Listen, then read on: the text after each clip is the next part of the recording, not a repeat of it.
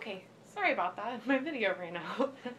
Okay, so as I was saying, alcohol, one of the triggers. I know a lot of us like our happy hour on Fridays or during the week, but we need to keep it to a minimum.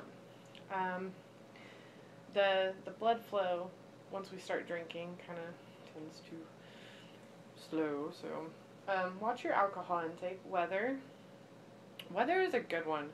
You can't really control that, so I should have put it up with the genetics and health.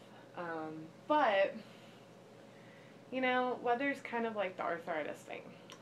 When it starts raining, somebody's knee will act up, or um, it'll definitely cause a pressure to change, and that pressure actually changes in your head as well, just like altitude. Um, Anyways, moving on. Food and what you drink. I love fried food. My mom can tell you that. It's a comfort. It is. And then, carbonated beverages. They're finding now that the more fried food and I guess junk food and carbonation, soda, the more you drink of that, the worse it actually makes your migraines.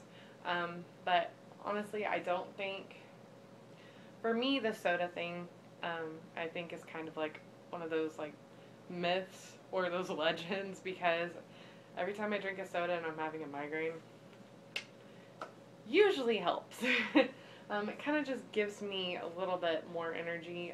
I think it might be the caffeine as well, because tea helps a lot. If you think the soda will definitely will hurt you more than help you, try tea. Just one glass. Exercise. Exercise is definitely lacking in our futures, our children's lives. We need to get out there and exercise, even if it's 30 minutes or 40 minutes a day. It definitely lets off all of those endorphins that causes our stress. Definitely takes some pressure off of our minds. So the last one here is sexual activity. I know some of you are not comfortable talking about it, but I think letting off all of those endorphins is when you're having intercourse, and the adrenaline and just the hormones that come into play. I think all of those can just, actually cause us more harm. And if you experience those right after intercourse, I would definitely tell your doctor, because they could give you something, or maybe even have a treatment that you can go through.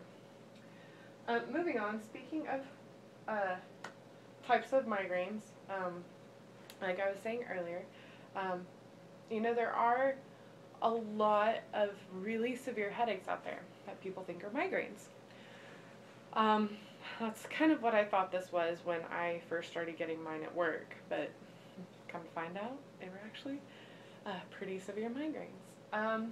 So the first three that I want to talk about are more headaches. So they're going to be less severe unless they're not taken care of. So this first one, a sinus headache. For those of you, I know my mom, and for those of you that get sinus infections, you'll have this really horrible sinus headaches. So those sinus headaches actually occur right here, like right above your eyebrows, right in between your eyes, and right under your eyes and in your nose. They really cause your cheekbones and your head to just throb in pain. I understand those. I have them all the time. Next one, this one's the cluster. It can be in either eye, but it's usually around your eye. And something that I like to do when I'm at work, I take my contacts out, put my glasses on, or if you have a lenient enough boss, take your contacts out, lay your head on your desk for about 30 minutes in the dark. That usually works.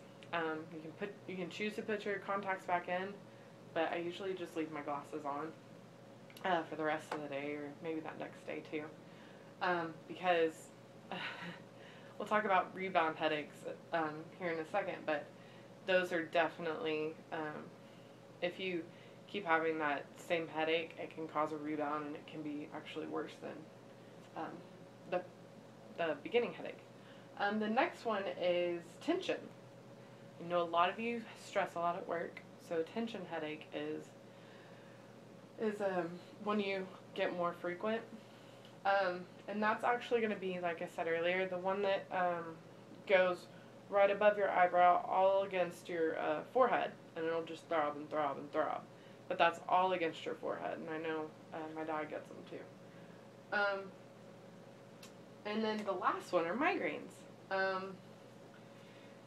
You get the pain, you get the nausea, like we were talking about, the vision change, all those symptoms that we were talking about before. But however, what's unique about the migraine is it's on one full side of your body, one full side of your face.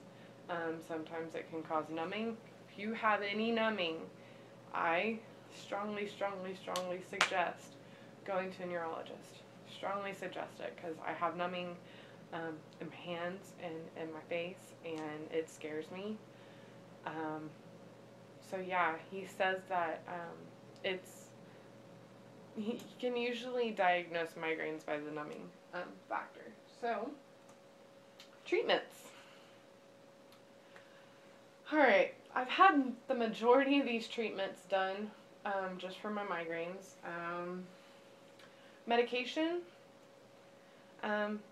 There are different types of medication. Frova. Yes, I went to a neurologist. And I did not like what he told me and what he gave me as a medication-wise. But some people say medications work. They have an emergency, and then they have one that you take every day, continuously, every day, maybe twice a day. Sometimes those can be helpful to your blood pressure. I know that they have some beta blockers out there that are used also as migraine medications. I don't suggest those if you're younger and you actually have good blood pressure, because that's what they put me on, and it definitely messed me up. But medications really work for some people. Excuse me. And like I said, medications kind of go hand in hand with, neurologists and other kinds of doctors as well. But definitely, if you start having migraines, I would suggest at least first going and seeing either your regular doctor or neurologist and actually getting an MRI done. Massage therapy, had it done. It definitely loosens up all of the muscles, all of the stress kind of just sloughs off, and with that, the pressure tends to ease. But that usually doesn't last too awfully long. If you're wanting something that'll last a little bit longer,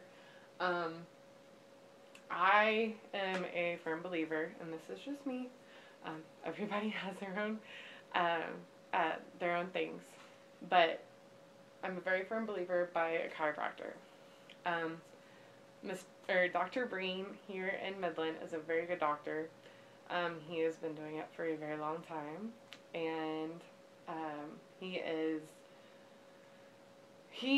has his own belief system, and he's the one that's definitely taught me more and more about migraines and how to live with them.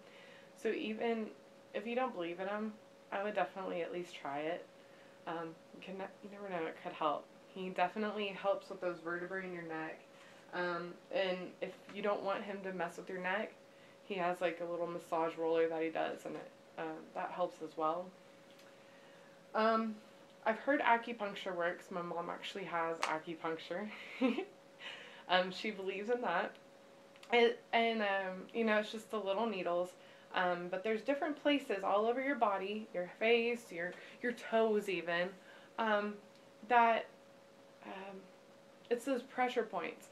They end up releasing all of that pressure and all that negative energy out of your body, and usually you're good to go for a while.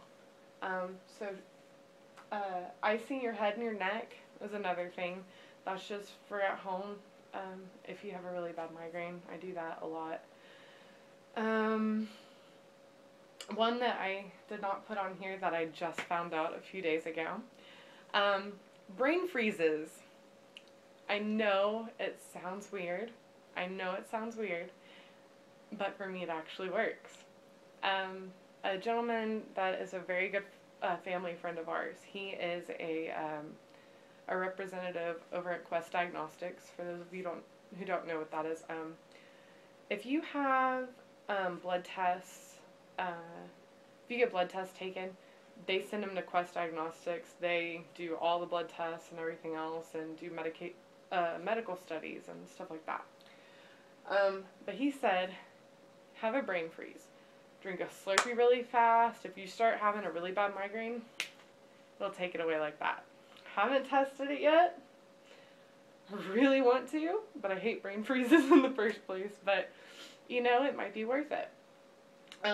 What I use is the chiropractor, and if that doesn't help, then I usually do a couple Excedrin migraine, and then maybe a little Coke or a little soda, or some tea, and then, you know, within a couple hours and back to normal. So, alright, now, for those of you that don't have migraines or headaches, you're the lucky few in this world. But you get to be our caregivers. I know that it takes a very strong person to put up with our migraines and our pain and our hurt. But you know, it's we need that help and we need that support. So I appreciate you coming this evening, because you know that shows your partner, or it shows your family that you support them, and that you're there when you know they need you, and hopefully you know, seeing this presentation will actually help you, and the next time, you know, your loved one has a migraine or a really severe headache. So be there when the pain is worse. And definitely, you know, read up on how to help, you know, your loved one, or maybe try to find something new or something inventive that might help them later on down the road. And of course, the free hugs are always nice. So I got all of my information. If you want to go and look at some stuff, this is actually on the back of that diagram, that handout that I gave you. Migraine.com. I actually told my mom about this. It's a really good place. It's a community website. Great forum, really great forum. And I'm actually on there. Got a couple of things going right now. So everybody has their own symptoms and triggers, and you can find just about anything on that website. That'll help you. And then the American Migraine Foundation, you can donate, you can read on the new studies and medications that the doctors are coming out with, which is really nice. And then, of course, I have to give credit to Dr. Paul Breen, my chiropractor. He kind of helped me put this together. He's a really great chiropractor, and I have been blessed, really blessed to have found him. So, that being said, does anybody have any questions for me? No? Not even you, Ann? Okay. Alright. Well, thank you all for coming this evening. I really do appreciate it. I hope you learned something new. If not, I hope one of those websites, or, you know, talking to me afterwards, maybe we can figure something out, or, you know, maybe we could read up on some more things for you. And I just really appreciate your time. Caregivers, I really appreciate your time, and I hope you definitely learned something new. And I have a feeling some of you might become vegetarians after this one. Figuring out food and alcohol and drinks, are a common factor of migraines. Um, but I really do appreciate all of your help and your support that I know a lot of you have had with me. And I thank you. I really thank you. But like I said, I hope this helped a little bit. If you have any questions or anything like that, feel free to catch me before we all leave. Thank you.